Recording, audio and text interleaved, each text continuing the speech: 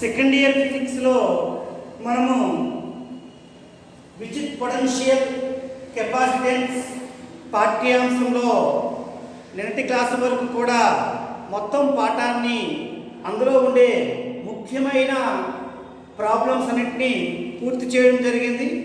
మరి ఈరోజు క్లాసులో మొత్తం పాఠ్యాంశం యొక్క రివ్యూని చూద్దామండి. ఈ పాఠ్యాంశంలో మొట్టమొదట మనం ఏం నేర్చుకున్నామంటే విద్యుత్ పొటెన్షియల్. విద్యుత్ పొటెన్షియల్ అంటే ఏమిటి? విద్యుత్ పొటెన్షియల్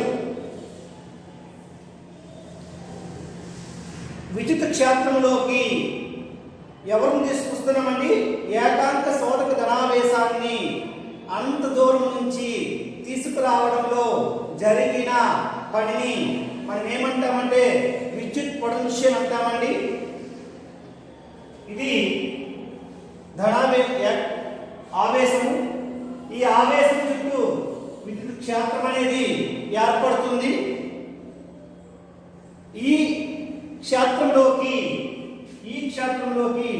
ఏకాంక శోధక ధనావేశాన్ని క్షేత్రానికి వ్యతిరేకంగా తీసుకురావడంలో జరిగిన పనిని మనము విద్యుత్ పొటెన్షియల్ అంటామండి. విద్యుత్ పొటెన్షియల్కి ఫార్ములా V W/Q0. ప్రమాణాలు ఏంటంటే ప్రమాణాలు W పనికి ప్రమాణము జౌలండి. పనికి ప్రమాణము జౌ, ఆవేశానికి ప్రమాణము కూలుంబ్. మరి మితి ఫార్ములా ఒకసారి మితి ఫార్ములా చూడండి. పనికి మితి ఫార్ములా కావాలండి. m⁴ L² T⁻⁻2 అండి. ఇది పనికి మితి ఫార్ములా. ఆవేశానికి సూత్రం ఏంటి? Q IT. Q IT. I లేక AT. I అనొచ్చు, A అనొచ్చు, నో ప్రాబ్లం అండి. AT. ఇప్పుడు రాసేటప్పుడు ఏం రాస్తామండి? m⁴ L² T⁻⁻3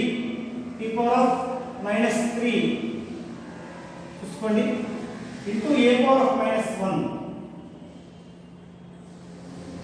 m⁴ L² T⁻⁻3 A⁻⁻1. ఇది మిడ్ ఫార్ములా అండి. మనం క్లాస్ 1 చెప్పేటప్పుడు ఇక్కడ T పవర్ వాల్యూని -1 గా రాసాము, కరెక్ట్ చేసుకోండి. ఓకేనమ్మా, రైట్. మరి తర్వాత విద్యుత్ పొటెన్షియల్ భేదం అండి. విద్యుత్ పొటెన్షియల్ భేదము.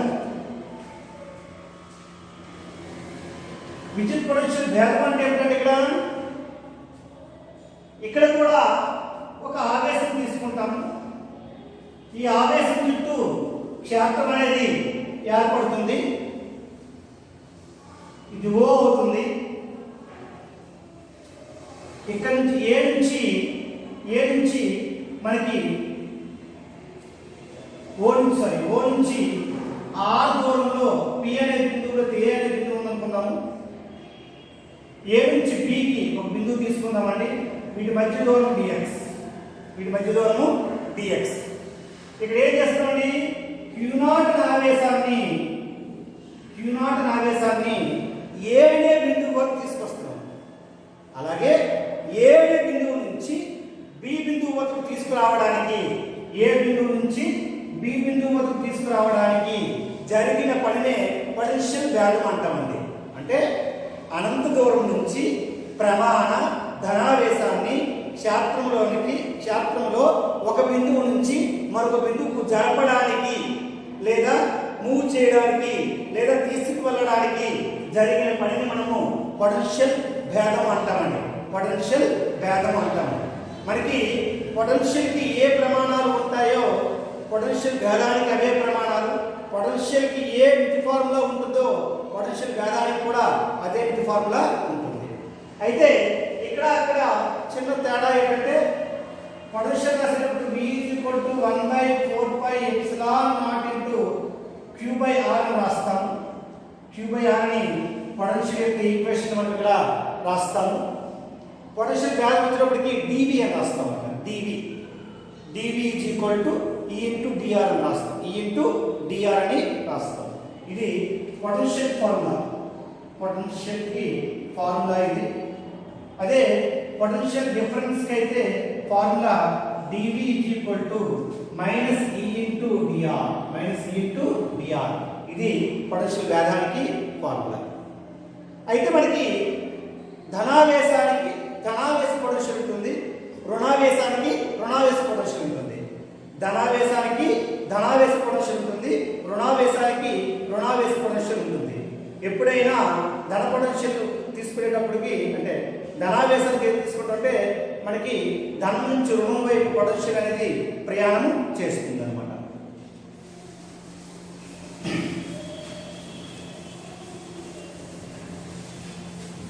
మరి నెక్స్ట్ కాన్సెప్ట్లో మనం ఏం చెప్పుకున్నామంటే విద్యుత్ ద్విధ్రువం వల్ల విద్యుత్ పొటెన్షియల్. విద్యుత్ ద్విధ్రువం వల్ల విద్యుత్ పొటెన్షియల్. విద్యుత్ ద్విధ్రువం వలన విద్యుత్ పొటెన్షియల్.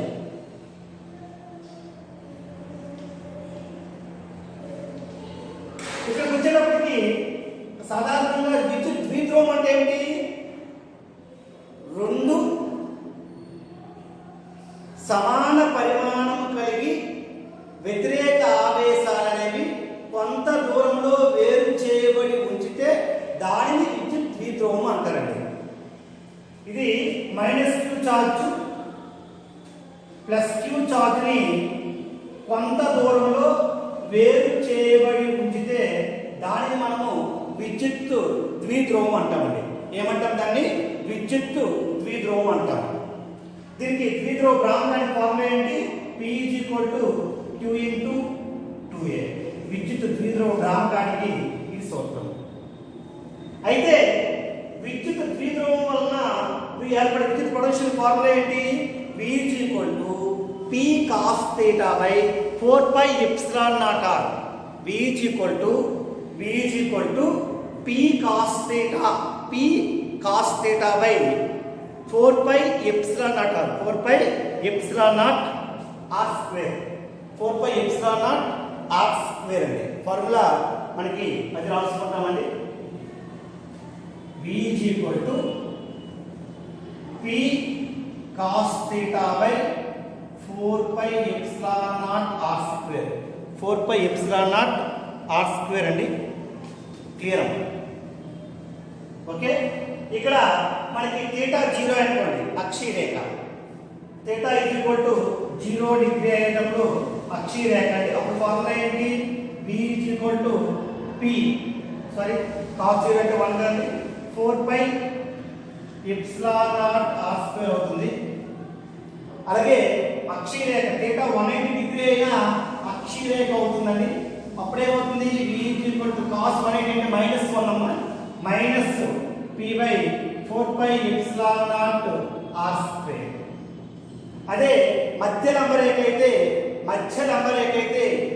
90 అవుతుందమ్మా. θ 90 డిగ్రీ అయితే అప్పుడేమవుతుందమ్మా? V = 0.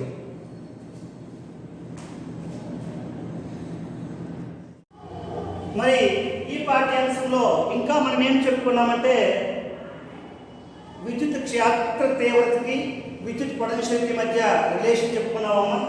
Relation between E and V. Formula ఏమవుతుందమ్మా? E = -dV/dr. E = -dV/dr. అంటే ఏమవుతుంది? Electric field intensity equal to negative potential gradient. ఇదండి ఈక్వల్ అంటే విద్యుత్ క్షేత్ర తీవ్రత అనేది మనకి దేనికమ్మా విద్యుత్ పొటెన్షియల్ యొక్క రుణాత్మక అతిక్రమము.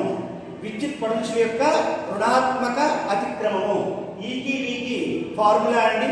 మనము నెగిటివ్ సైన్ అంటే అది గుర్తుపరంగా తీసుకుంటున్నాము. జనరల్ ఫార్ములా రాసుకునేటప్పుడు అయితే అప్పుడు ఏం చేస్తామంటే E delta V by D అనేది రాస్తామండి. Delta V by D. Delta V అనేది పొటెన్షియల్ వేగాన్ని చూపిస్తే డి అనేది దూరాన్ని అక్కడ ఇండికేట్ చేస్తుంది అనమాట. డి అనేది దూరాన్ని అక్కడ ఇండికేట్ చేస్తుంది. ఓకేనమ్మా రైట్. నెక్స్ట్ మనం ఏం చెప్తున్నామండి స్థిర విద్యుత్ స్థితిశక్తి అంటే రెండు బిందు ఆవేశాల వల్ల ఏర్పడే స్థిర విద్యుత్ స్థితిశక్తి గురించి మనం చెప్పుకున్నామండి. రెండు బిందు ఆవేశాలు వలన స్థిర విద్యుత్ స్థితిశక్తి అనే అంశాన్ని మనం ఇక్కడ నేర్చుకున్నామండి. ఏంటంటే రెండు బిందు ఆవేశాలు తీసుకునేటప్పుడు మనం చెప్పుకున్నాం దాని ఫార్ములా ఏంటంటే U of Q1, Q2 = 1/4πε0 into Q1 Q2/R. 1/4πε0 into Q1 Q2/R అండి. అర్థమైందండి పిల్లలు? ఓకేనమ్మా. ఇక్కడ దీని యొక్క ప్రమాణం కూడా జౌల్స్ అండి. శక్తి కానీ పని కానీ ఏదైనా అంశం వచ్చిందంటే దానికి ప్రమాణము జౌల్. అంటే దీనికి ప్రమాణం ఏంటంటే జౌల్. ఇంకా మనము ఈ పాఠ్యాంశంలో చెప్పుకునే అంశం ఏంటంటే విద్యుత్ ద్విధ్రువము స్థితిశక్తి. విద్యుత్ ద్విధ్రువము స్థితిశక్తి. దీనికి ఫార్ములా ఏంటంటే U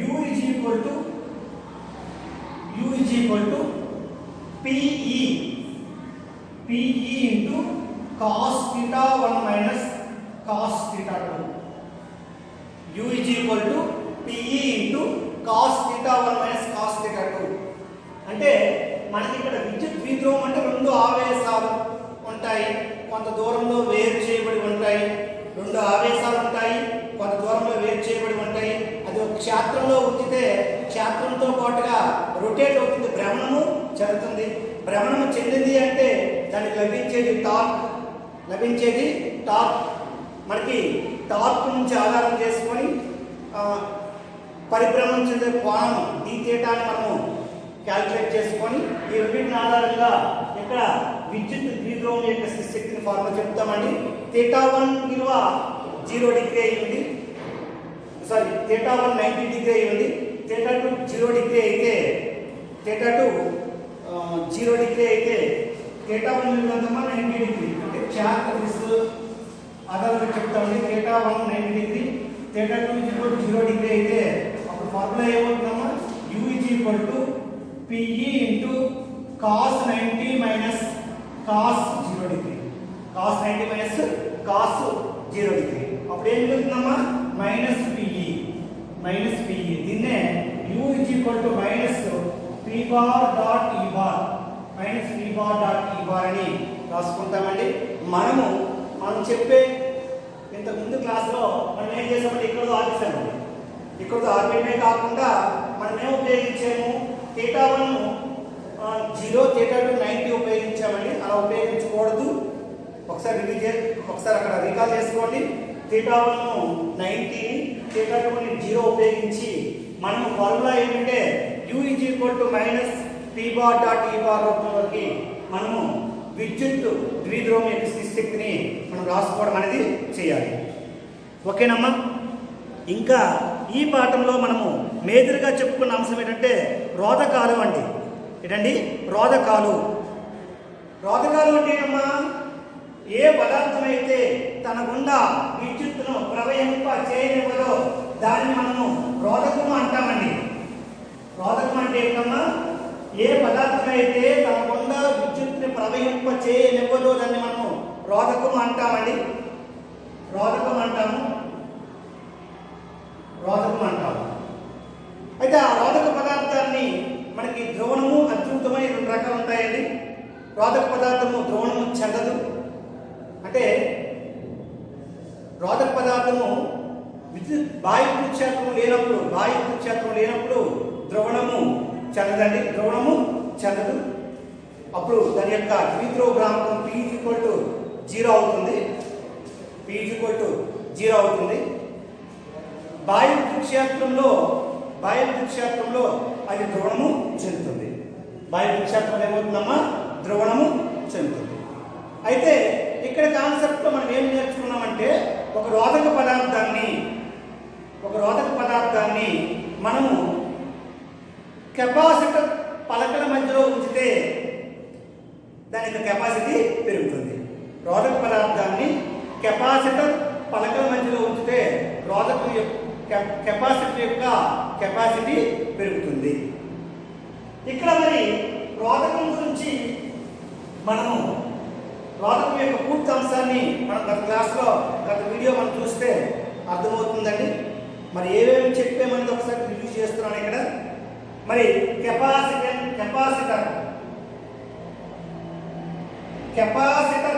అంటే ఏమిటండి? 2 సమాన ఆవేశాన్ని నిల్వ ఉంచే పరికరం అండి. సింపుల్లీ కెపాసిటర్ అంటే ఆవేశాన్ని నిల్వ ఉంచే పరికరము, లేదా అల్ప పొటెన్షియల్ వద్ద అధిక ఆవేశాన్ని నిల్వ ఉంచే పరికరాన్ని మనం కెపాసిటర్ అంటామండి. కెపాసిటర్ యొక్క కెపాసిటెన్స్ ఫార్ములా C = Q/V. దీనికి ప్రమాణాలు కూలుంబ్/వోల్ట్ అండి. కూలుంబ్/వోల్ట్ లేక ఫారడ్. Units farad. ఫారడ్ అనేది చాలా పెద్ద ప్రమాణం అండి. చాలా పెద్ద ప్రమాణం కాబట్టి చిన్న ప్రమాణాలు ఎవరంటే మైక్రోఫారడ్, పికోఫారడ్ అండి. మైక్రోఫారడ్ విలువెంతమ్మా? 1 microfarad = 10⁻⁻6 farad. 10⁻⁻6 ఫారడ్. అదే మనకి పికోఫారడ్ కావాలనుకోండి. పికోఫారడ్ = 10⁻⁻12 ఫారడ్. 10⁻⁻12 ఫారడ్. ఓకేనమ్మా. మళ్ళీ కెపాసిటర్ని మనము శ్రేణి సంధానం చేయొచ్చు. కెపాసిటర్ మనము గుర్తండి. -Q చార్జ్ +Q చార్జ్ 2 ఆవేశాలని ఈ విధంగా కొంత దూరంలో వేరు చేయబడి ఉంటే కెపాసిటర్. ఇది కెపాసిటర్ గుర్తు. చాలా జాగ్రత్తగా రాయాలి. 2 ప్లేట్లు పొడవులు సమానంగా ఉండాలి. ఒకటి పొట్టి ఒకటి పొడవు వేస్తాం అనుకోండి, కెపాసిటర్ బదులుగా అది బ్యాటరీ అయిపోతుంది. గమనించుకుంటూ జాగ్రత్తగా రాయాలన్నమాట. ఓకేనమ్మా. మరి ఇంకేదో చెప్తున్నామంటే ఇక్కడ కాన్సెప్ట్ కెపాసిటర్లని శ్రేణి సంధానం చేసాము, సమాంతర సంధానం కూడా చేస్తున్నామండి. శ్రేణి సంధానంలో రిజల్ట్ ఏంటంటే శ్రేణి సంధానం result 1/C(S) = 1/C1 + 1/C2 + 1/C3 అండి. అదే సమాంతర సంధానం తీసుకుంటే దాని result C(P) = C1 + C2 + C3 అండి. ఇది రిజల్ట్ అండి. శ్రేణి సంధానంలో ఎవరు స్థిరం అంటే విద్యుత్ ప్రవాహము లేదా విద్యుత్ ప్రవాహము లేదా ఆవేశం స్థిరం అండి. విద్యుత్ ప్రవాహం లేదా ఆవేశం స్థిరము. మరి ఇక్కడ సమాంతర సంధానంలో ఎవరు స్థిరం అంటే పొటెన్షియల్ డిఫరెన్స్ స్థిరం అండి. పొటెన్షియల్ భేదం లేక పొటెన్షియల్ డిఫరెన్స్ అనేది స్థిరంగా ఉంటుంది. ఇక్కడ కెపాసిటర్లు అనే శ్రేణిలో కానీ కలిపితేనే ఆవేశం స్థిరం అనుకోగలరు. కెపాసిటర్లనే కాదు, వలయంలో నిరోధాలను శ్రేణిలో కలిపిన శ్రేణి సంధానంలో ఆవేశం స్థిరం. బాగా గుర్తుంచుకోవాల్సిన విషయం అండి. సమాంతర సంధానంలో అయితే పొటెన్షియల్ డిఫరెన్స్ స్థిరము, శ్రేణి సంధానంలో అయితే విద్యుత్ ప్రవాహం లేదా ఆవేశం స్థిరము. ఖచ్చితంగా గుర్తుంచుకోవాల్సిన విషయం. మరి అలాగే మనకి ఇంకేం నేర్చుకున్నామంటే సమాంతర పలకల కెపాసిటర్ నేర్చుకున్నామండి. సమాంతర పలకల కెపాసిటర్ ఇది ఒక క్యాపిటల్ ఏ వైశాల్యము, క్యాపిటల్ ఏ వైశాల్యం ఉండే రెండు పలకలు తీసుకుంటున్నామండి. ఒక్కొక్కటి క్యాపిటల్ ఏ వైశాల్యము. ఈ రెండు పలకల్ని స్మాల్ డి దూరంలో మనం ఉంచాము. ఇది ప్లస్ క్యూ చార్జ్ అండి, ఇది మైనస్ క్యూ చార్జ్ అండి. ఇది ఒక్కొక్కటి క్యాపిటల్ ఏ వైశాల్యం అండి. వీటి యొక్క కెపాసిటెన్స్ ఫార్ములా ఏంటంటే C = A epsilon naught by D. ఇది ఎవరండి? సమాంతర పలకల కెపాసిటర్. ఏ పలకల కెపాసిటర్ అండి? సమాంతర పలకల capacitor. Parallel plate capacitor. Parallel plate capacitor. అర్థమైందమ్మా? క్యాపిటల్ ఏ వైశాల్యం, ఒక్కొక్క పలక యొక్క వైశాల్యం క్యాపిటల్ ఏ, వీటి మధ్య దూరం ఎంతమ్మా? D ఉండేటప్పుడు ఆ సమాంతర పలకల కెపాసిటెన్స్ ఎంతమ్మా? A × ε0/D. A × ε0/D. మళ్ళీ ఇంకా మనం ఏం నేర్చుకున్నాము ఈ కెపాసిటర్ అంటే, కెపాసిటర్ పలకల మధ్య రోధకాన్ని ఉంచితే కెపాసిటెన్స్ పెరుగుతుంది. కెపాసిటర్ పలకల మధ్య రోధకము ఉంచితే, రోధకం అంటే డైఎలక్ట్రిక్ మెటీరియల్ అండి. రోధకము ఉంచితే కెపాసిటర్ యొక్క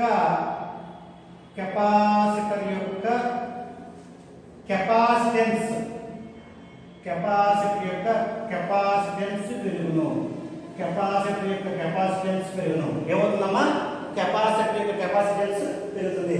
ఫార్ములా ఏంటంటే C = A × ε0/D - T + T/K. ఇది ఎవరికండి? ఇది సమాంతర పలకల కెపాసిటర్. సమాంతర పలకల కెపాసిటర్ ఇది ఫార్ములా. సమాంతర పలకల కెపాసిటర్. సమాంతర పలకల కెపాసిటర్ యొక్క కెపాసిటీకి ఫార్ములా. ఇప్పుడు కెపాసిటర్ పలకల మధ్య రోధకం ఉంచితే, రోధకాన్ని ఉంచితే సమాంతర పలకల యొక్క కెపాసిటర్ యొక్క capacitance ఏమవుతుందమ్మా? C = A × ε0/D - T + T/K. అయితే రోధకం ఉంచితే ఏమవుతుంది? రోధకం ఉంచితే E = E0/K అవుతుంది. E = E0/K. అలాగే V = V0/K. E = E0/K, V = V0/K అవుతుంది. రోధకం ఉంచకపోతే లేదా రోధకాన్ని ఉంచక ముందు పొటెన్షియల్ V0 అయితే, రోధకం ఉంచిన తర్వాత పొటెన్షియల్ ఎంతమ్మా? V0/K. రోధకం ఉంచిన తర్వాత పొటెన్షియల్ ఎంతమ్మా? V0/K. ఓకేనమ్మా? రైట్. మనం ఇంకా ఏం నేర్చుకున్నామంటే కెపాసిటర్లో నిల్వ ఉండే శక్తి ఫార్ములాలను నేర్చుకున్నామండి. కెపాసిటర్లో నిల్వ ఉండే శక్తికి ఫార్ములా ఏంటంటే, నిల్వ శక్తి U = 1/2CV². U = 1/2CV², లేకపోతే QV/2. VQ/2 half CV². అలాగే ఇంకో ఫార్ములా కూడా ఉందమ్మా, Q²/2C.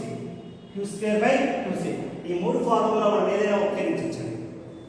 మనము ఈ నిల్వ శక్తి రాసుకుంటూ కెపాసిటర్ పలకల మధ్య ఒక రోధకాన్ని ఉంచాము. రోధకాన్ని ఉంచి బ్యాటరీని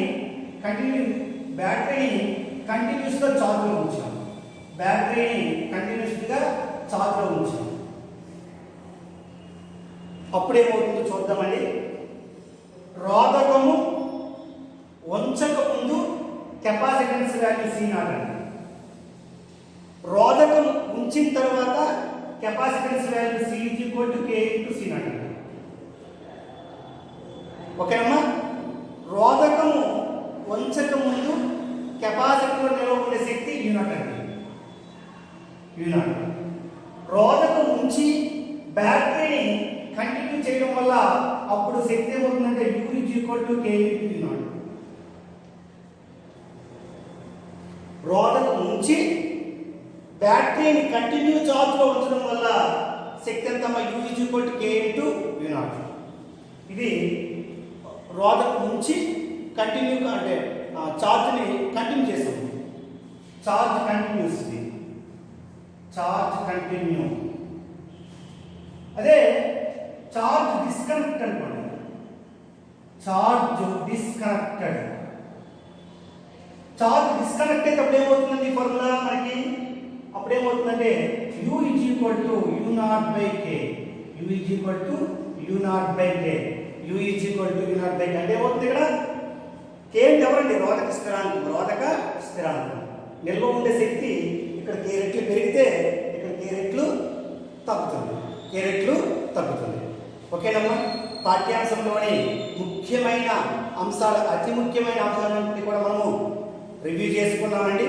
ఒకసారి మీరు మొత్తము క్లాస్ 1 నుంచి క్లాస్ 14 వరకు అన్ని వీడియోస్ని కంటిన్యూషన్గా మీరు చదవండి, చూడండి, చూస్తూ నోట్స్ రాసుకోండి. ఇంకేమైనా డౌట్స్ ఉంటే నన్ను కన్సల్ట్ చేయండి. ఎవరైనా మీ ఫ్రెండ్స్ వాట్సాప్ గ్రూప్లో లేకపోతే వాళ్ళని వాట్సాప్ గ్రూప్లో చేర్చండి. ఓకేనమ్మా? Thank you. నెక్స్ట్ క్లాస్లో నెక్స్ట్ లెసన్ మనము ప్రారంభించేద్దాం. Thank you.